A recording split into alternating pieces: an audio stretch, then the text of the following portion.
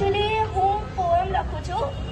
ભૂલથી સંગીત લખાયું છે, પણ હું પોએમ લખું છું અને મારી બુક પણ છપાઈ છે. તો હું મારી પોએમ તમને કહું.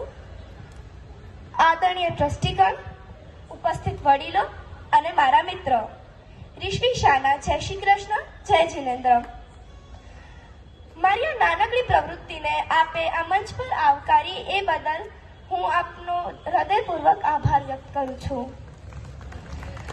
હું આજે પ્રજાસત્તાક દિવસના ઉપલક્ષમાં એક કવિતા પ્રસ્તુત કરીશ. मैं नए भारत का चेहरा हूँ, इतिहास का आईना हूँ मैं, तहजीब का रंग सुनहरा हूँ, गंगा जमुना मेरी आंखें, मैं नए भारत का चेहरा हूँ, मैं नए भारत का चेहरा हूँ. मैं कल भी था, मैं आज भी हूँ, मैं नवयुग का अंदाज भी हूँ. सारी दुनिया का घर मुझ में, इस मिट्टी का आदर मुझ में, मैं देशभक्त भी गहरा हूँ. मैं नए भारत का चेहरा हूँ, मैं नए भारत का चेहरा हूँ.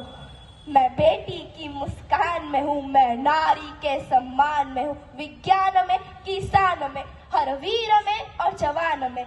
मैं सीमाओं का पहरा हूँ, मैं नए भारत का चेहरा हूँ, मैं नए भारत का चेहरा हूँ. अब चांद पे पाँव जमाना है, सूरज से आंख मिलाना है. अब चांद पे पाँव जमाना है, सूरज से आंख मिलाना है.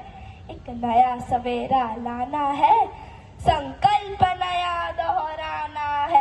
ना ठहरा था ना ठहरा हूँ, मैं नए भारत का चेहरा हूँ, मैं नए भारत का चेहरा हूँ. અને વડીલો, આઝાદી સાથે જવાબદારીઓ પણ આવે છે, જેમ કે દેશની રક્ષા, સંરક્ષણ અને પોષણની. તો આવો આપણે મળીને દેશને એક નવા શિખર પર લઈ જવાનો સંકલ્પ લઈએ અને જે વીર સેનાનીઓએ દેશને પોતાના લોહીથી સિંચ્યું છે એમના માટે જય હિન્દ, જય મા ભારતી. ધન્યવાદ. વાહ, ખૂબ ખૂબ